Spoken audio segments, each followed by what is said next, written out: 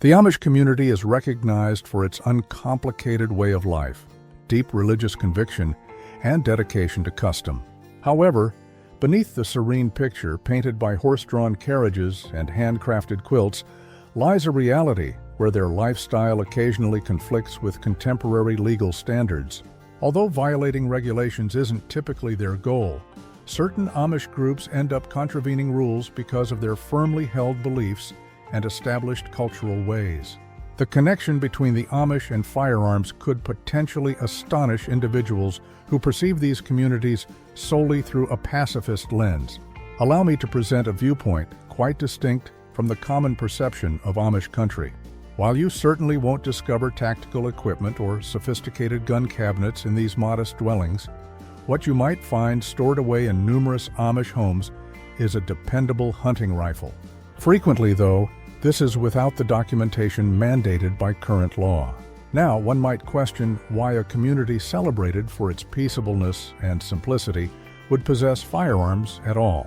Well, when securing your livestock against predators and providing food for your family through hunting are central to your existence, a rifle transforms from primarily a weapon into more of an essential instrument, akin to a hammer or a plow, albeit with a bit more force. These firearms aren't typically inexpensive, mass-produced models either.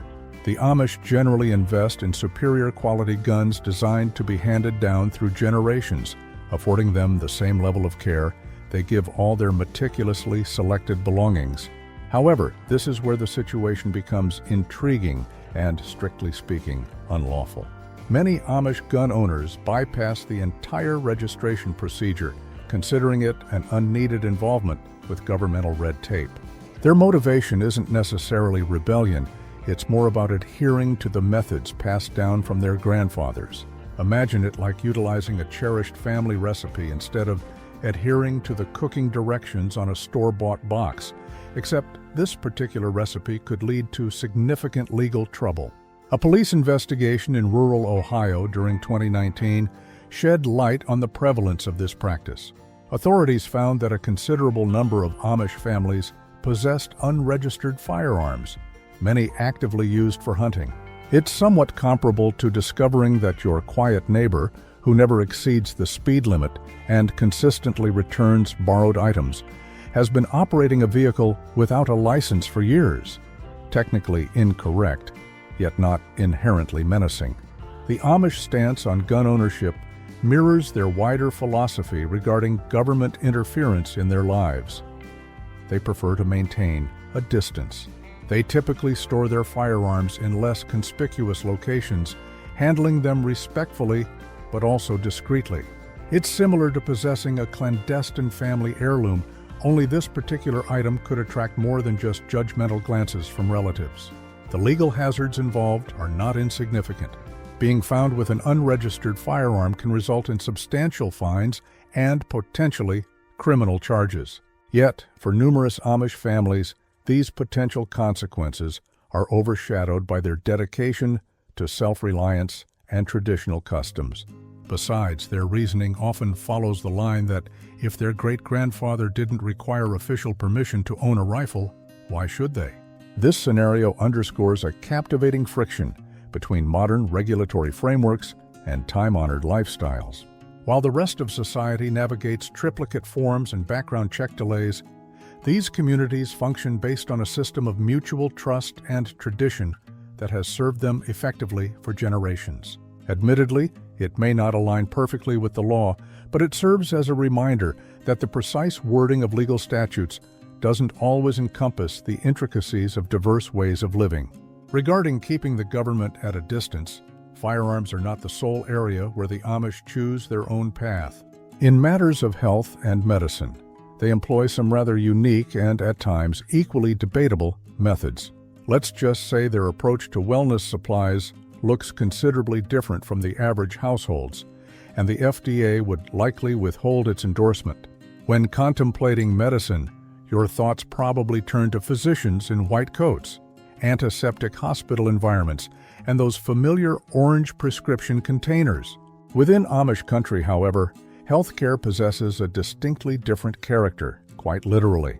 Instead of visiting the local drugstore, many Amish families turn to herbs cultivated in their gardens, concoct special teas, and adhere to healing traditions that would cause modern medical oversight bodies to express significant skepticism. Imagine this scenario: you're suffering from a severe cold. While most individuals would resort to medications like Dayquil, an Amish family might be preparing a powerful blend of garlic, honey, and perhaps other ingredients from a grandmother's confidential recipe collection.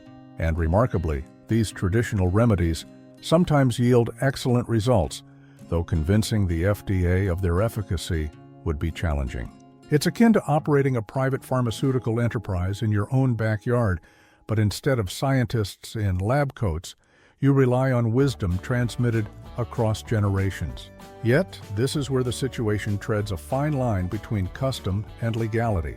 Certain Amish communities rely on their own health care providers who operate entirely outside the established modern medical framework. These individuals are not licensed medical doctors or registered nurses. They function more as traditional healers who have acquired their skills through apprenticeship and hands-on experience. While they might possess encyclopedic knowledge of every medicinal plant within a 10-mile radius, they are, technically speaking, practicing medicine without official licensure. The circumstances become even more complex regarding the sale of these traditional remedies. Federal regulations impose quite stringent rules concerning health claims made for treatments that haven't undergone rigorous testing. That bottle of Grandma's surefire cough cure might indeed be effective, but attempting to sell it at a local market without the necessary FDA approval could land you in legal trouble more quickly than brewing a cup of chamomile tea. Furthermore, there's the contentious issue of vaccinations. Many Amish communities have historically chosen not to participate in vaccination programs, citing religious objections. During outbreaks of preventable diseases, this decision can lead to considerable friction with public health authorities. It's like witnessing two distinct paradigms attempting to coexist within the same physical space, one guided by contemporary medical science, the other rooted in traditional beliefs and natural healing methods. Perhaps the most controversial element is their approach to emergency medical situations. Some Amish families opt to manage serious health crises within their own community network rather than immediately seeking hospital care. This preference doesn't stem from a complete rejection of modern medicine, but is more closely tied to preserving their autonomy and adhering to their religious principles. However, when outcomes are unfavorable, this choice can result in legal entanglements, particularly in cases involving children. What makes this entire dynamic so compelling is observing how the Amish navigate these inherent challenges. They are not entirely opposed to modern medical interventions. Many will seek professional treatment for severe injuries or critical illnesses. However, their preference often lies in first attempting solutions aligned with their own traditions, utilizing remedies that have proven effective within their community for generations. It's comparable to having a backup power generator for electrical outages. Except, in this context, the traditional methods represent their primary approach.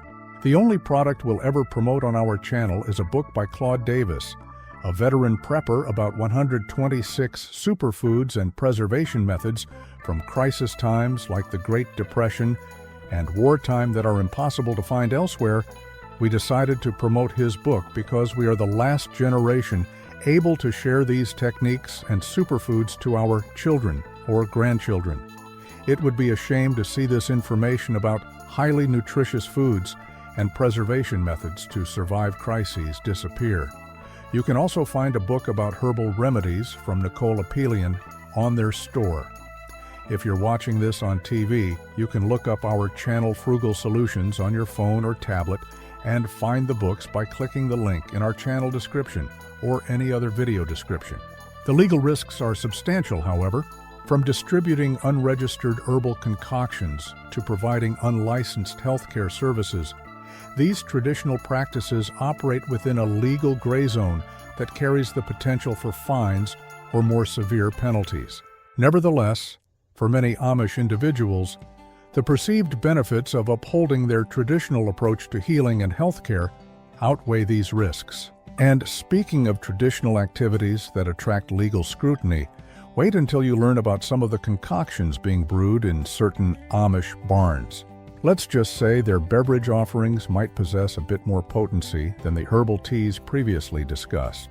One might assume the Amish are solely focused on tranquil Sunday assemblies and a modest existence, yet certain communities harbor a clandestine activity fermenting within their barns. And I'm not referring to apple cider. While the majority of Amish individuals abstain from alcohol entirely, there exists a captivating hidden sphere involving homemade wines, ciders, and indeed even moonshine, which would command the admiration of any Prohibition-era distiller. Now, let's be precise. We aren't discussing large-scale production facilities here. These operations involve small-batch, traditional formulations passed down through families like valued heirlooms. These are the types of beverages that a grandfather might have crafted in his era, utilizing fruit from the family orchard or grains harvested the previous year.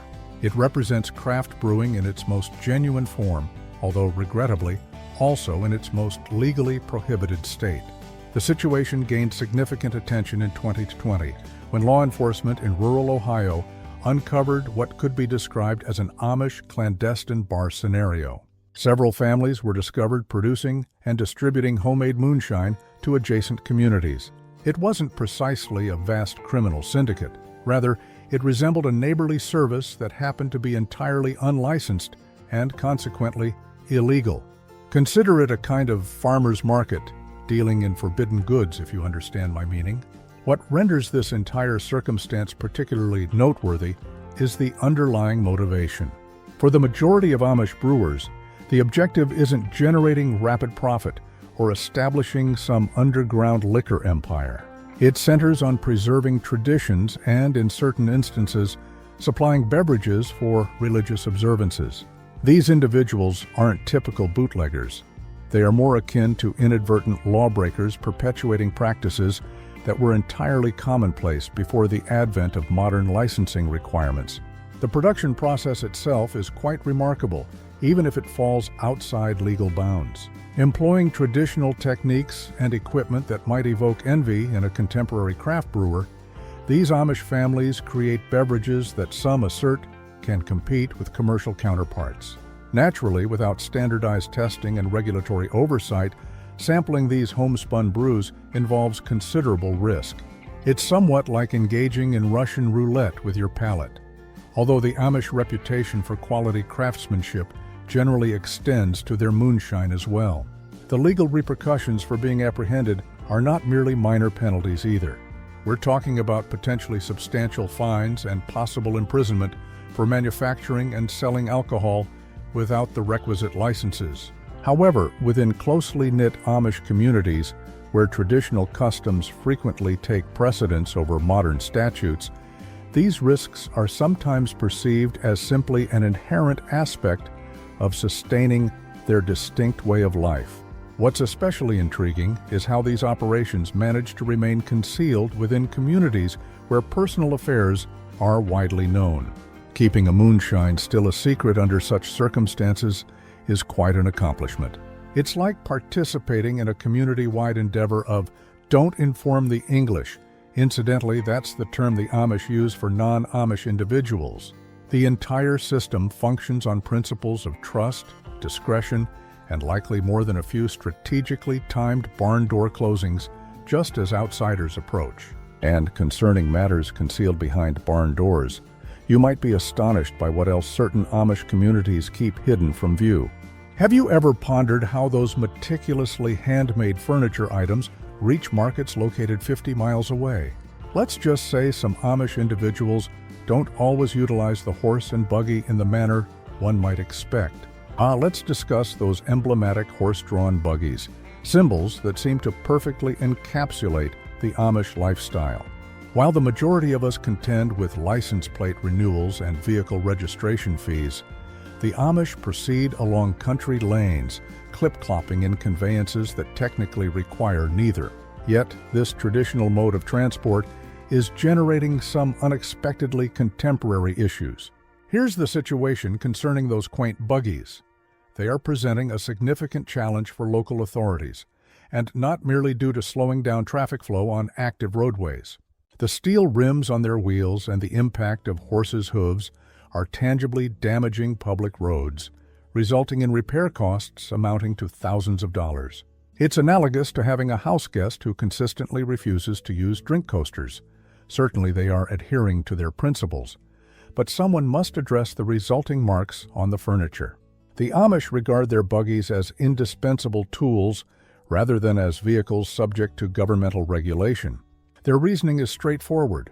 No engine means no registration requirement. This interpretation acts as a clever loophole, enabling them to preserve their traditional mode of living while sidestepping the bureaucratic complexities associated with modern transportation. Think of it as inhabiting a regulatory blind spot, not explicitly illegal, but certainly attracting scrutiny from county officials. However, this is where the situation becomes more complex. While these buggies avoid registration fees and vehicle taxes, they inadvertently create a financial strain on the broader community. Local governments are left responsible for the repair bills for road damage, and the cost is ultimately borne by the non-Amish taxpayers. Some counties indicate dedicating substantial portions of their road maintenance funds solely to rectifying damage attributed to horse-drawn buggies. It's comparable to having a neighbor who never contributes financially to the neighborhood block party, but invariably attends to partake in the food. This dynamic has fostered some tension in regions with sizable Amish populations. Local officials contend that the Amish should contribute towards road upkeep expenses given their use of public thoroughfares, like all other residents. After all, a pothole remains a pothole, regardless of whether it originated from a Chevrolet or a horse-drawn carriage. Some localities have attempted to introduce special permits or fees specifically for buggies, but such initiatives frequently conflict with the Amish assertions of religious liberty and traditional customs. The Amish perspective is direct. They are already practicing a simple lifestyle and generating less environmental impact compared to motorized vehicles. They assert that their buggies are integral to their religious observance, and mandating registration or imposing special fees would violate their religious freedom. It's somewhat like being the sole vegetarian at a barbecue gathering and being requested to contribute towards the cost of the meat. From their standpoint, why should they financially support a system they actively endeavor to remain separate from? And speaking of circumventing modern systems, wait until you learn about the happenings on Amish dairy farms. Those delectable cheeses and fresh milk items might tempt your taste buds, but the FDA is becoming increasingly concerned about their production methods. Have you ever encountered the concept of a $100,000 penalty for a single wheel of cheese? Well, that illustrates the kind of difficulties Amish dairy farmers can face when handling raw milk products. You see, while most of us consume milk that has undergone heating, processing, and packaging according to FDA regulations, numerous Amish farmers adhere strictly to tradition. And that tradition includes raw milk, drawn directly from the cow. Now, this is where matters become particularly interesting. Federal law actually prohibits the transportation of raw milk across state borders. It's regarded almost as illicit goods. Imagine being stopped by law enforcement and needing to justify the presence of gallons of unpasteurized milk in your vehicle's trunk. However, the Amish have devised some ingenious methods to maintain their dairy customs, including initiatives known as cowshare programs. Consider cowshares as analogous to timeshares, but instead of acquiring access to a beach condominium for a week, you receive raw milk from a cow in which you hold a partial ownership interest. Ingenious, wouldn't you agree? By marketing shares in their cows rather than selling the milk directly, some Amish farmers have discovered a legal exemption substantial enough to accommodate a milk transport vehicle. It's akin to sharing custody of a cow, except you are absolved from the responsibilities of feeding it or managing its waste. Currently, 43 states possess their own distinct regulations concerning raw milk sales, resulting in a complex web of rules more intricate than a traditional quilting design. Some states permit sales exclusively on the farm premises, others allow retail distribution, and some prohibit it completely. For Amish farmers striving to uphold their traditional dairy methods, navigating this landscape is like participating in a chess match where the rules fluctuate based on the specific square one occupies. The stakes involved in this milk-related enterprise are surprisingly elevated. That $100,000 fine mentioned previously? It actually occurred when an Amish farmer's artisanal cheese product was transported across state lines. The irony was not overlooked. A single wheel of meticulously produced cheese received legal treatment comparable to contraband. It prompts one to speculate whether specialized cheese-detecting canines are employed at state boundaries. However, it's important to understand that many Amish dairy farmers are not merely being obstinate regarding tradition. They hold a genuine conviction that raw milk products offer superior health benefits and are more natural than their pasteurized equivalents. Furthermore, they have garnered a considerable following among non-Amish consumers who share this belief. These customers are prepared to navigate various legal complexities simply to obtain authentic Amish dairy goods. Some even participate in what are termed underground milk clubs, which sounds like either the most wholesome or the most peculiar secret organization imaginable, depending on one's perspective. To maneuver through this intricate legal terrain, Amish farmers have demonstrated remarkable astuteness. They possess precise knowledge regarding which products are permissible for sale, where, and under what specific conditions. Some have even resorted to labeling their products as pet food to circumvent certain regulations, although it's widely understood that the family cat isn't the intended consumer of that artisanal cheese. Speaking of devising ways around regulations, you might be taken aback by the activities within Amish workshops. While their dairy methods might draw scrutiny from the FDA, their woodworking techniques could potentially induce severe anxiety in OSHA inspectors. Let's just say those exquisite handcrafted furniture items are produced with unique interpretations of workplace safety. If you believe OSHA inspectors become uneasy observing traditional workshops, you should witness their reaction upon entering an Amish one. These centers of woodworking craftsmanship are like stepping into a bygone era, but instead of evoking cozy nostalgia, you encounter a set of practices that would prompt a modern safety compliance officer to immediately reach for their violation pad and perhaps a strong beverage.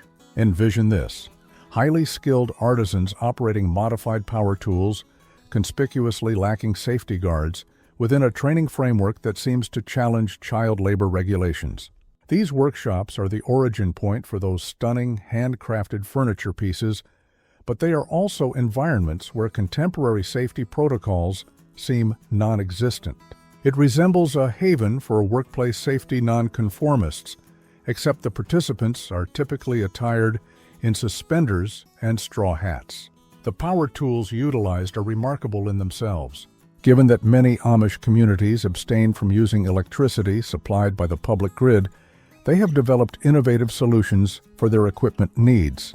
Consider air-powered tools driven by diesel compressors, featuring alterations that would invalidate every existing warranty and safety certification.